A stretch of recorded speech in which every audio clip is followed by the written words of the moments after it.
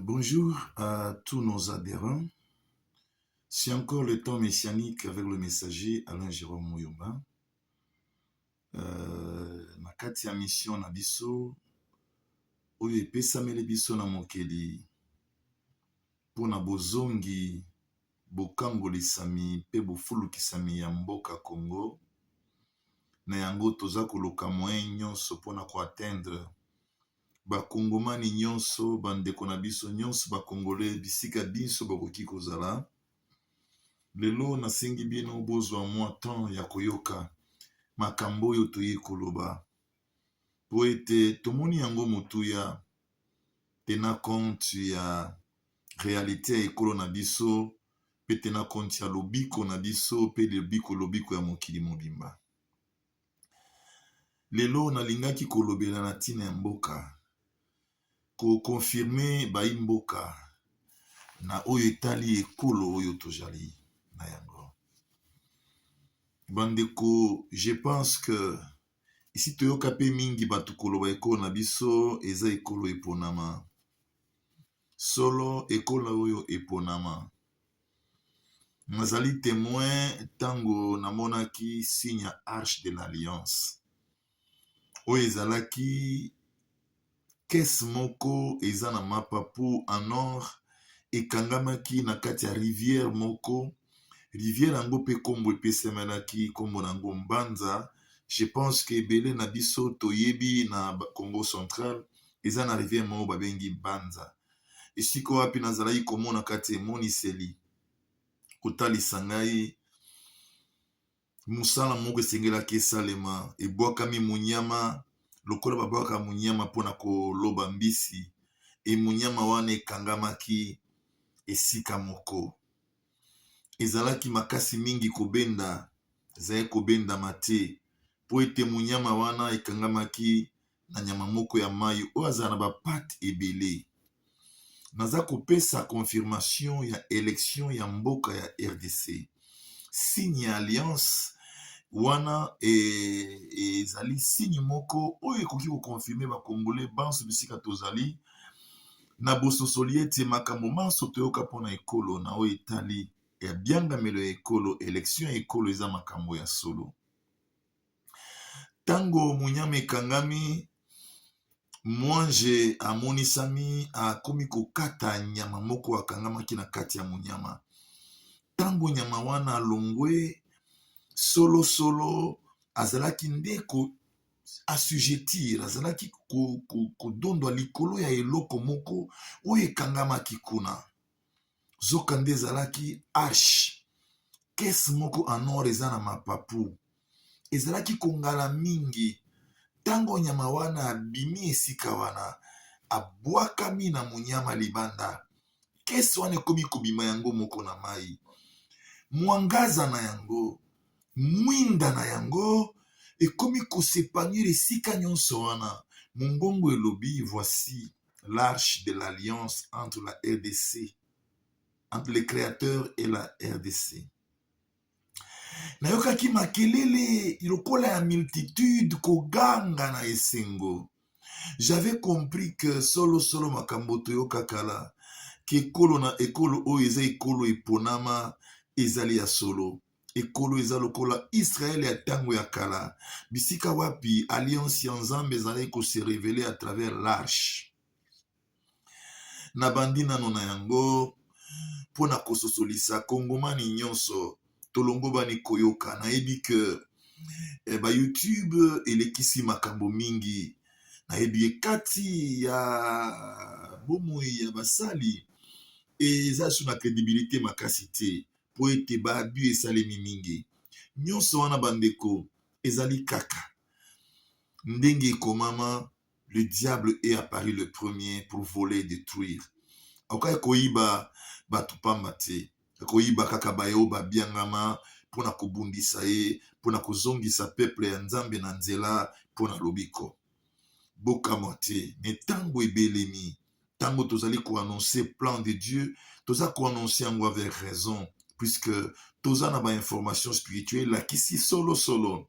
Bokambolisa ekolo na molimo, siko tokende na yango na plan ya nzambe eza na bomutu kati na ekolo mpona kolibere réellement ekolo oyo na bowumbu ya banguna na yango oyo bazali kotelemela yango butu moi po ete vocation na ekolo oyo eserealizaka te. Bandeko, ekolo oyo eza na vocation. Bozui ekolo oyo eza na yango bamai minene, bazamba minene, ba ressources naturelles ekolo oyo eza na yango solo eza pamba te. Mokeli asalaka eloko nyonso na ntina.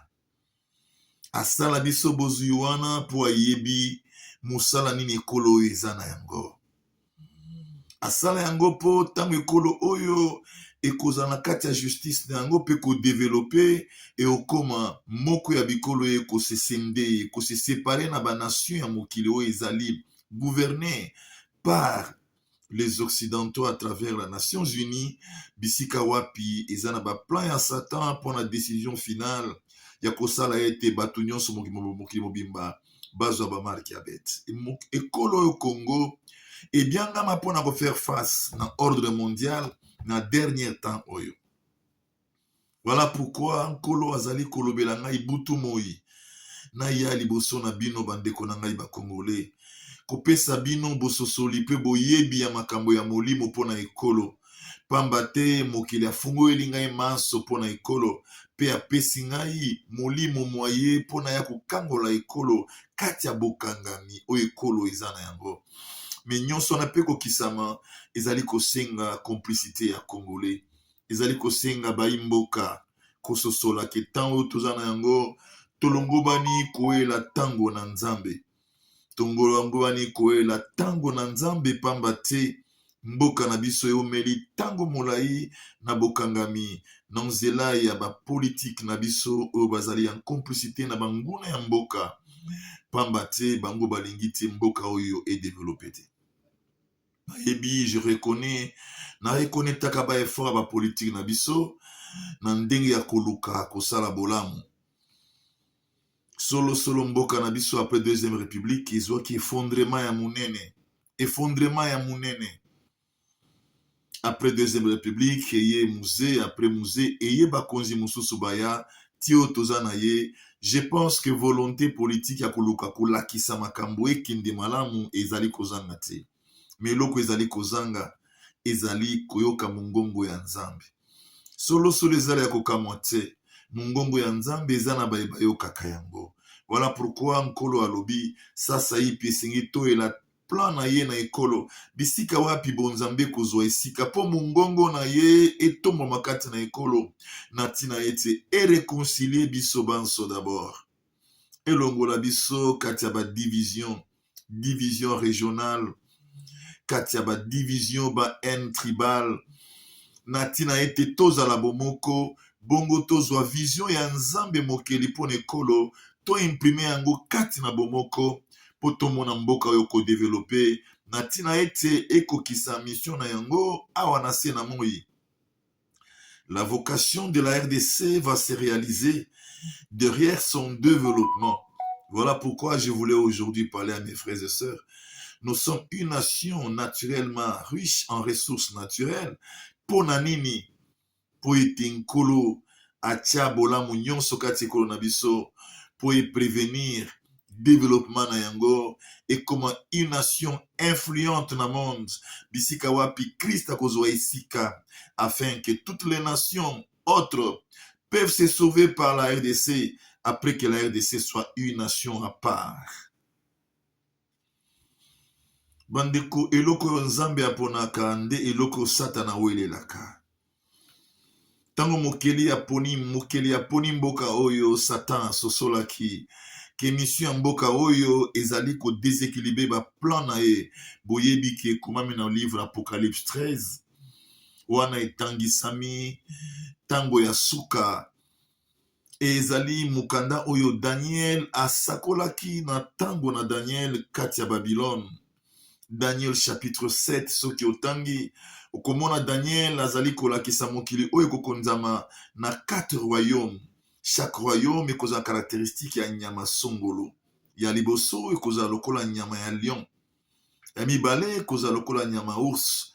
ya misato lokola léopard, ya mine balobi ekozala nyama moko épouvantable, akozala na caractéristique moko terrible, akozala na minu ya bibende, pe akodomine pe kofule au pied biloko biso. Lelo tika na lobela congolais nyonso. Premier royaume au Daniel annoncaki ezalaki ya Babylone, toleka histoire wana. Deuxième royaume ya Urs ezalaki Medes et Perse kaka na Orient, histoire wana eleka. Troisième royaume eza à peu près à notre ère, ezali Grèce, ezali capitale la troisième royaume. Boyebi que la Grèce a beaucoup produit des grands philosophes. Pour na ba grec, domination na bango na mokili se manifestaki, mutu nyonso aza grec te azalaki vulgaire. Selon batangi histoire, bayebi histoire wana. Tango totanga yango, toyoka histoire ya Grèce, pe tomona différents modèles ya kotambwisa bikolo à partir ya mayele ya ba philosophe. C'était un royaume puissant aussi. Et quatrième royaume, lelo, ezali royaume o ezali na kati ya capitale ya ekolo moko, état moko na kati ya ita ya Italie, o babengi Vatican. Oyo ezali bosolo. Ezali quatrième royaume balobi ekozala makasi mingi. Ekoma domination ya makasi na mose na moi. Ekozala ke batu ba perdre mayele. Batu ba konzama na domination ya makasi tozali komona yango. Toza na tango ya suka. Ozali komona ta soki otei mutu. Mais mutu azali kaka na ba incrédulité. Ezali domination. Et balobi tango domination ko se manifester ya quatrième empire. Nyama oyo akodondoa, akodomine, akobundisa ata basantu na Nzambe, pe akokweyisa bango, akovaincre bango.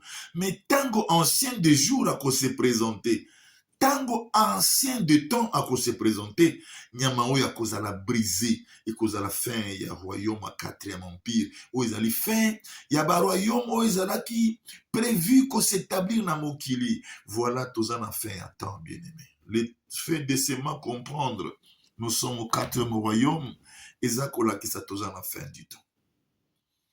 Osengeli to milengela to yeba na bososoli nyonso, nini elongo ba na tango. Solo tolobaka esengeli kaka kondimela Yesu, c'est fini. Mais na yebisi yo soki otangi makomi ya Daniel, eye ko se justifier na makomi ya Jean chapitre 13 dans l'Apocalypse. Okoya komona Jean lobi, une irruption est faite sur la mer, une bête est sortie de la mer. La bête avait 10 cornes, 7 têtes. On s'est 10 cornes, 10 diadèmes. Et la bête recevra le pouvoir du dragon.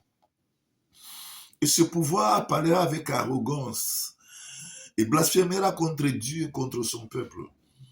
C'est ce pouvoir-là qui est préparé. Et cette bête aurait 4 caractéristiques selon les Écritures dans la révélation des Jean. Lion, ours, léopard, une caractéristique forte et invisible.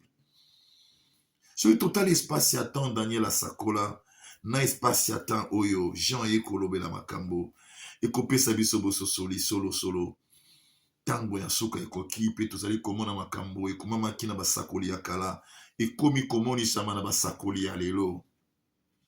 Tola mukabandeko.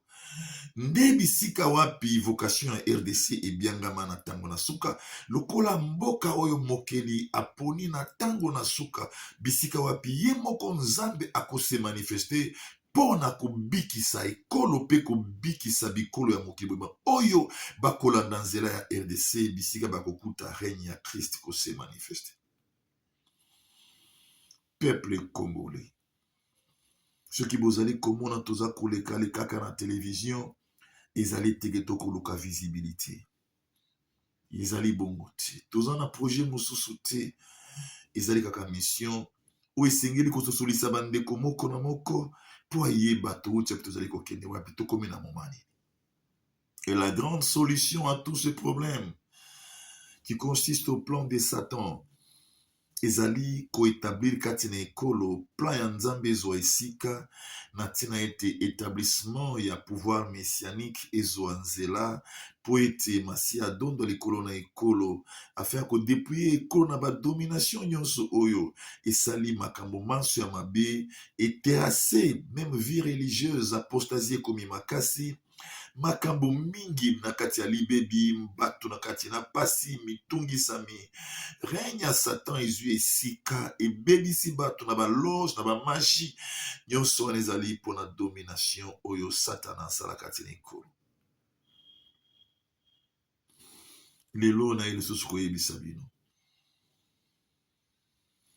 ekolo oyo eponama comme eponama eza na vocation na yango ntango ya vocation na yango eza kopusana mpona ntango na suka toyamba temps messianique mpona koétablir plan ya nzambe na ekolo toyamba temps messianique oyo ezali mission oyo epesameli ngai mpona bokangolisami mpe bovulukisami ekolo toyamba temps messianique tozokota na vision ya temps messianique mpo toétablir plan ya nzambe na mboka bisika wapi ekovanda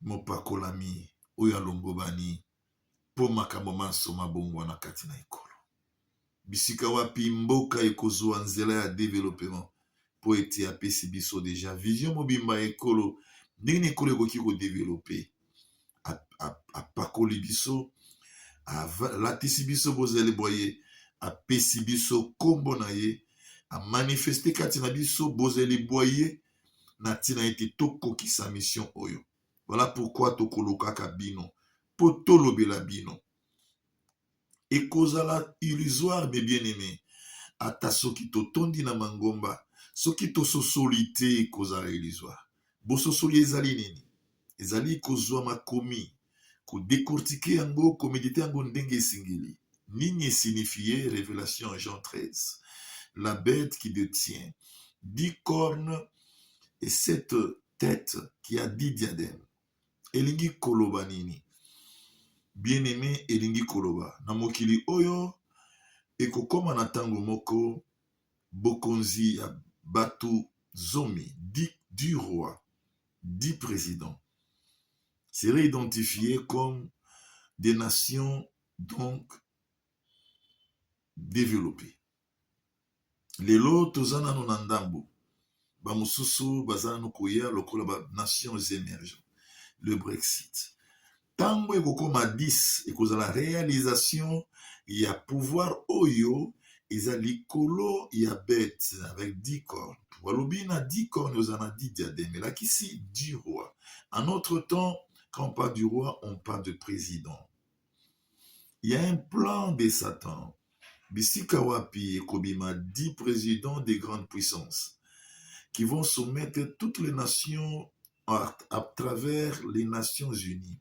dans lesquelles sortiraient des décisions pour faire que tous les habitants de la terre, peuples de toute tribu, toute nation et toute langue puissent recevoir la marque de la bête. Qui échappera?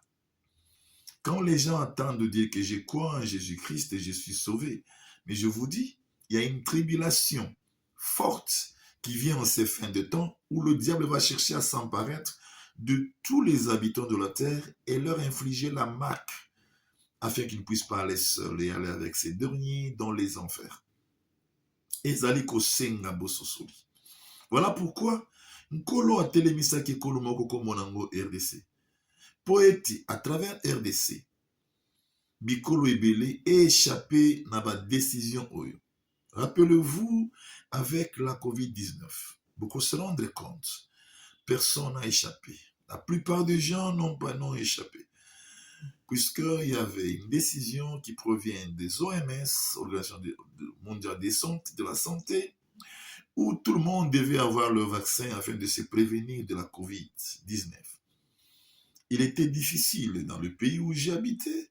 C'était compliqué pour pouvoir aller dans un supermarché. Il faut avoir le bon qui justifie que tu as été vacciné. C'était une expérience tout simplement que le diable a fait avec ses émissaires sur la terre. Une expérience pour vous dire qu'il y aura des tribulations qui ne permettra jamais de résister. Parce que les gens ne se rendront pas compte que ça sera la tribulation. Les gens penseront que c'est une maladie, penseront que c'est une décision pour préserver les gens des contaminations. Mais aujourd'hui, je vous dis, la terre attend un événement où quand cela réunit les 10 cornes dont les Écritures nous montrent, ils prendront des décisions de faire un seul gouvernement mondial. Tout cela derrière les Nations Unies, qui est une organisation internationale par laquelle les Occidentaux prennent des décisions afin de pouvoir assujettir toutes les nations qui y sont liées. La RDC fera une grande exception avec son développement. Voilà pourquoi il faut un plan de Dieu qui va pouvoir rétablir un pouvoir messianique dans lequel le Tout-Puissant va se manifester pour pouvoir libérer le pays de toutes ces captivités. Captivité du diable d'une manière spirituelle, captivité des Occidentaux d'une manière tangible. Et le pays sera une nation libre pour pouvoir tracer son destin avec une vision bien élaborée dont moi je suis celui qui a reçu la vision, dans lequel l'Église aura une grande place pour le développement du pays. Nous aurons annoncé cela, quand bien même nous terminerons nos sensibilisations. Nous sommes le fils de prophète, nous sommes une nation élue, nous sommes un peuple choisi. Voilà pourquoi nous sommes victimes de beaucoup d'injustices. Voilà pourquoi nous sommes éparpillés, comme les enfants d'Israël, quand ils étaient envahis, ils étaient éparpillés, rendus captifs partout, ils sont partis. Bien aimé, notre exemple est similaire. Ils allaient bisoto se rendre compte. Il y a similitude douana, to comprendre que qu'on a biso et que c'est nabi colonias. Et sengel etambusama, katia bonzambe. Voilà pourquoi nous annonçons le plan de Dieu. Avec le temps messianique, nous annonçons le plan de Dieu. Le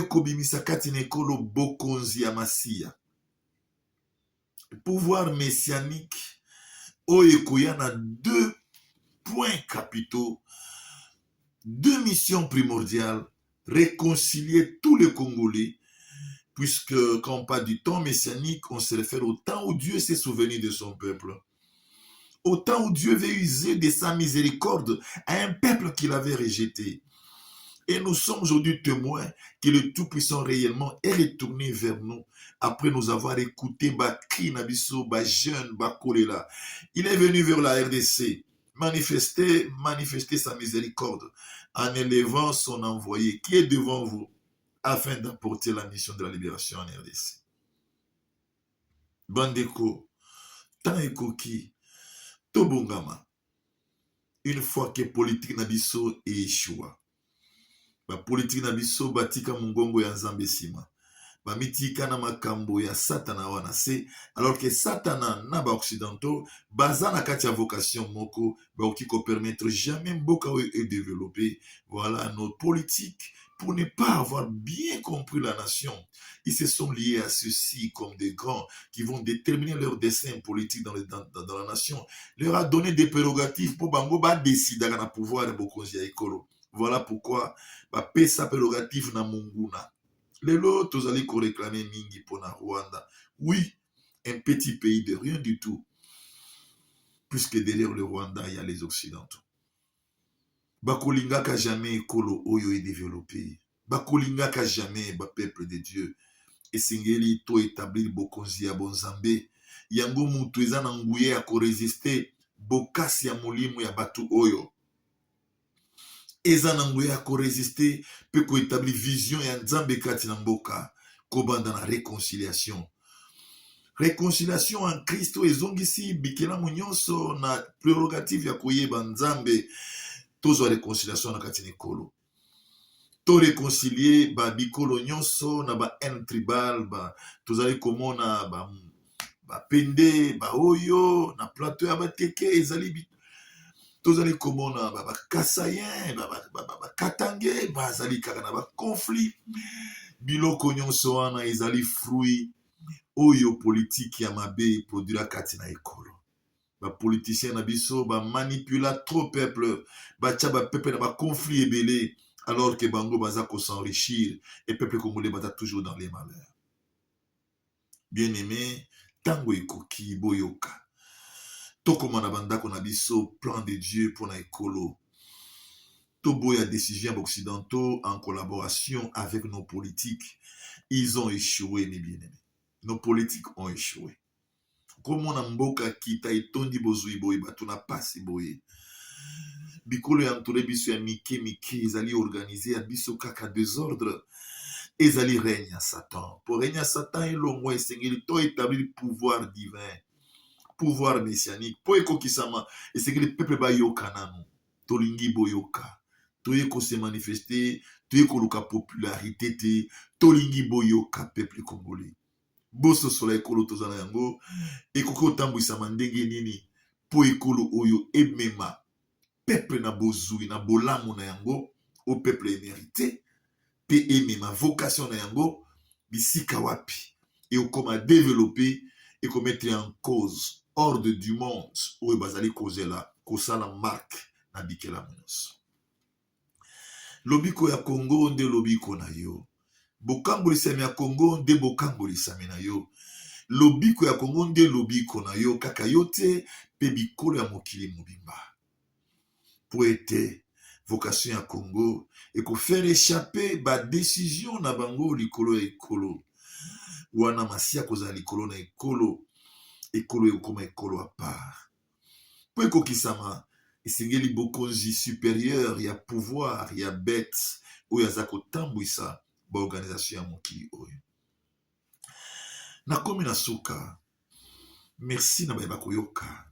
Soki bokopanza sango oyo malamu, tolingi toleka na bashene nyonso, tolakisa makambo ya Congo, ndenge Congo ekokangolama, ndenge Congo ekozonga na esika na yango, ndenge Congo ekokokisa vocation na yango, mpona lobiko ya peuple congolais, pe lobiko ya bayinyonso bakosadere na mboka oyo ndenge mokili alobaki na ngai en 2023. Ce pays sera en soi une nation unie, en soi. Ce sera une nation à part. Vous savez pourquoi? Pour échapper aux décisions de ceux qui dirigent l'Organisation des Nations Unies.